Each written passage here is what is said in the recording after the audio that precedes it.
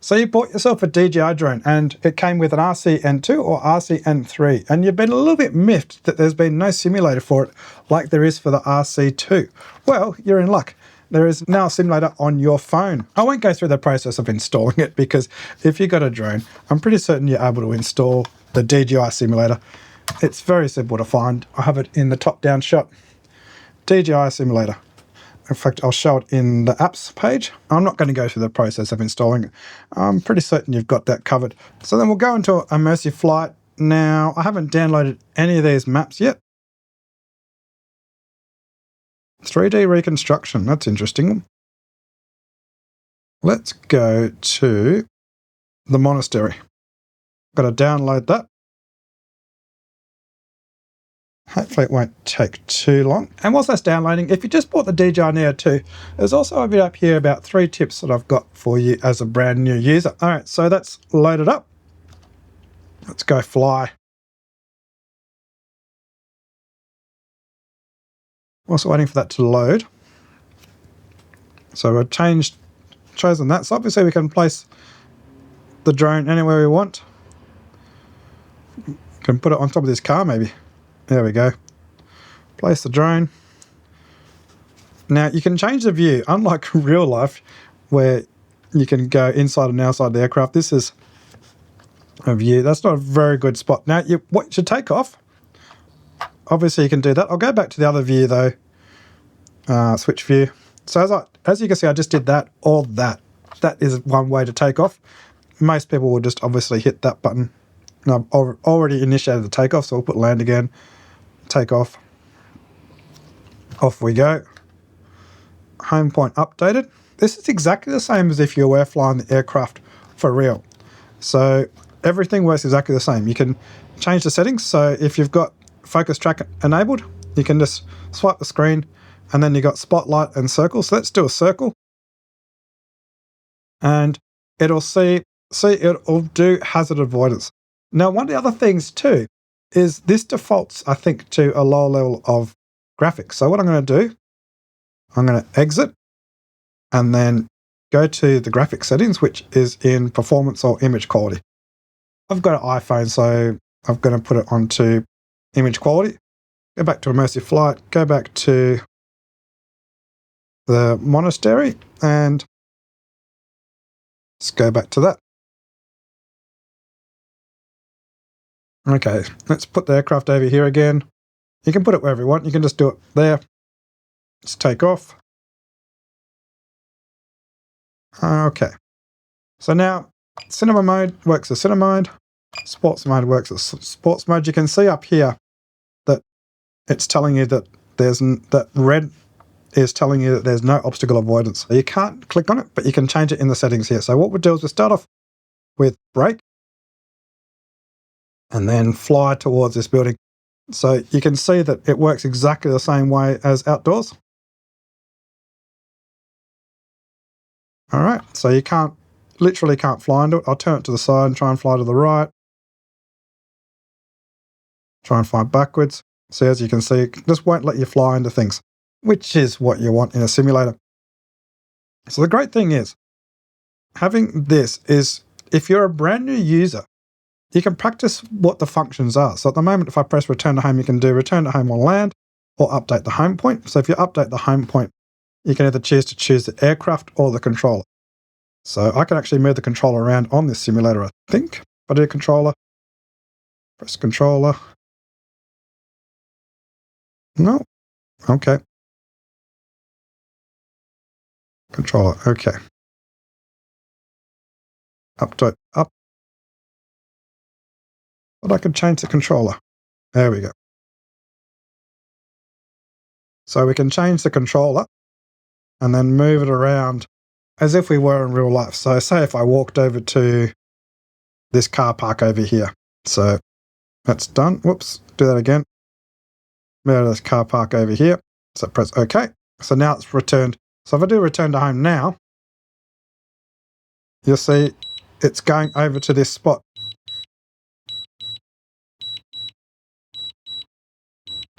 Now it's not perfect because it just does show that. Oh no, it is perfect actually. So here we go. Is the camera going to roll down? There we go. So just like real life. So we'll just cancel that. Tap to cancel. And then we'll change our return to home point. Now, just like in real life, this is why it's good practicing, is that when you cancel the landing, you have to actually scroll your camera back up again. To do that, it's actually the scroll wheel at the back. Okay, so bring it back to, say, here. The other quick function, which is set by default, is function, which just brings the camera either down 9 degrees or up 9 degrees. So that's also a quick thing. So if you're an experienced user, you know pretty much all this stuff already. If you're a brand new user, this is a perfect spot to practice what these functions do rather than experimenting in real life. So a spotlight, it lets us fly around looking at everything. So my yaw doesn't work. I think for many drones, yaw actually just replaces it. Recenters it. So if you don't want the object in the center of your screen, you can use the yaw. In the simulator, it doesn't seem to pick that up. But keep that in mind, that in real life, if you do use your stick, it will actually take what is spotlight off center, which is actually nice for framing sometimes. Okay, so but basically you can do whatever you want, fly around the object, and it will always keep the object in center, whether you're going up or down. And this makes things a lot easier if you're not an experienced pilot to keep everything nice and smooth and cinematic. Okay, so we'll turn that off. Now, this is good thing about practicing with this is a real trap for you for when you first start doing spotlight mode, is you've turned it off, but you're trying to fly away, and for some reason you're still stuck. So you're trying to do a move, but you don't want to be looking at that. You want to be looking at this. You have to press that X to get off it. I don't think you can re-swipe. Yep, you just have to press that X. So then you can get rid of that, and then you can fly wherever you want. Now I'm making people sick by doing that. So the other thing too is you can explore functions. So at the moment, there's no... You can't use GPS waypoints to create a mission. So unfortunately, that's not there at the moment, but will be. Then you've obviously got the button to take photos. Now, I'm not going to allow it, but this is where you can practice changing to photo, video, master shots. So we can do a master shot. Let's start master shots. I'm not sure if it'll let me if I haven't allowed it. I think we've got to do a highlight something first. There we go. Okay, so now this will show you what master shots do. So you got the droney.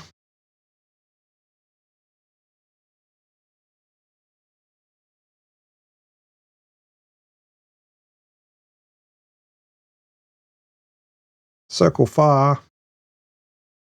Now I'm not going to do every single shot. You can experiment this with yourself. Then we've got quick shots. So let's just fly down.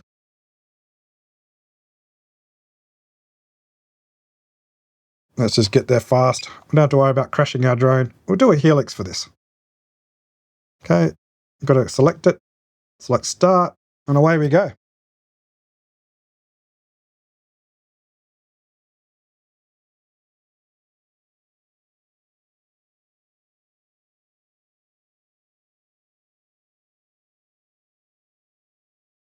Okay, so there we've done a Helix. So say if we go into cinema mode, and what we want to do is we want to pull back, or let's just go to the right. Okay, so what we do is do a right stick, and then we hit function twice, and we're in cruise control. I don't have to do anything now.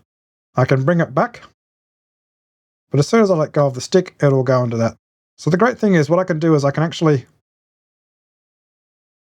not worry about having to use this stick. I can use less of my brain to fly. And the good thing about being in cinema mode is I also have crash detection on. Okay, so this is what cruise control is. Now if I hit cruise control again now, it'll now do that. It won't have this function anymore. I've got to have both the sticks held to do cruise control. Now it's a terrible shot. That's an absolutely terrible shot, but that's what cruise control is. So we'll turn it off again. Whoops, I've also done the camera. There we go. Now, if you do have cruise control and you can't turn it off quite easily, just tap that. All right, so now let's get back to the different functions of crash detection, crash avoidance. I should say. So if we go to brake, it does what it should do. As we're flying towards it, we'll fly in normal mode. It won't let me fly into it. Okay, so that's expected. But if you're doing some situations where you don't want it to stop, you need it to keep moving. This is particularly important for follow mode.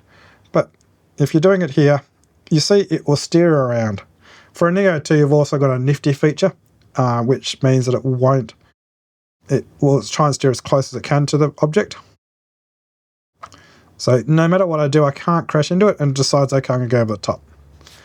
All right. Now, as I said before, we've got the function button, which has various different things. You can actually map the function button to different controls. So if we go to control, actually, I think it's in safety. No. And advanced return to home. If you don't know what the difference is between an advanced return to home and not,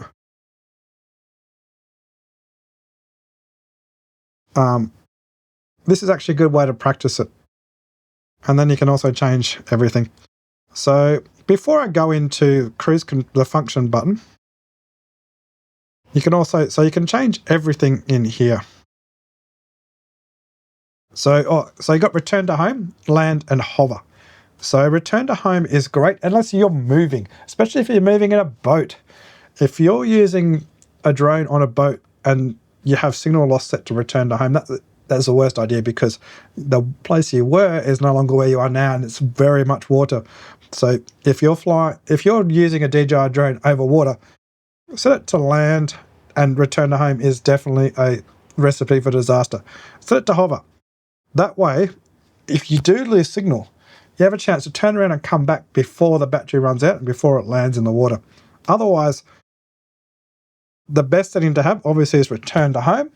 The worst to have, if you're flying this and you're on land, if you're flying this in an area where you can't retrieve it, don't set it to land or hover if it loses signal, because you will lose your drone in a place that you can't find it. So use return to home.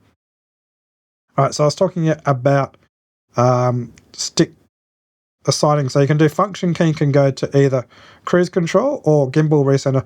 I actually prefer to have cruise control as a one button press and a double press for my gimbal.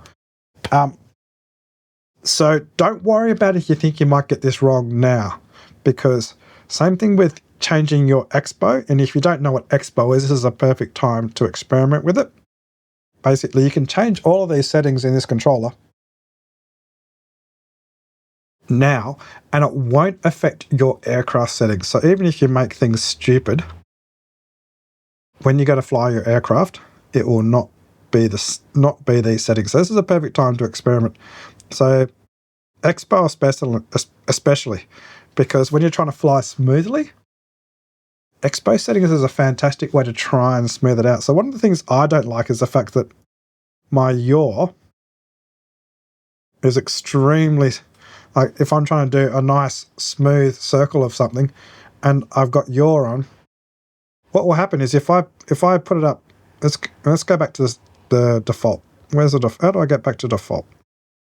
I don't think there is a way to get back to default. If your settings, so let's go back to, say, this building over here. Where is the building? There it is. Okay, so you're trying to fly smoothly with a view of this, and obviously opposite controls on both of them give you the best, smoothest, a very cinematic compression effect. And you can see I'm using a lot more of this control than this control. And so what I like doing actually is setting my expo settings to be a different setting.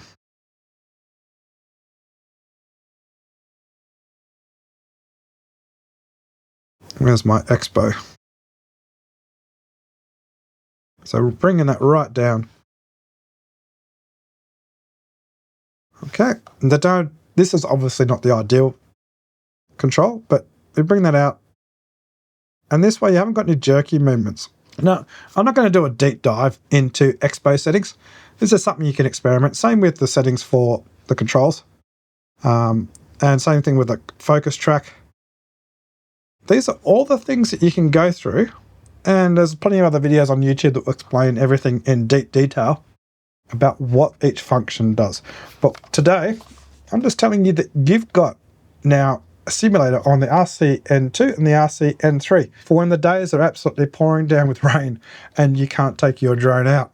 So head to the Play Store and the App Store and happy flying.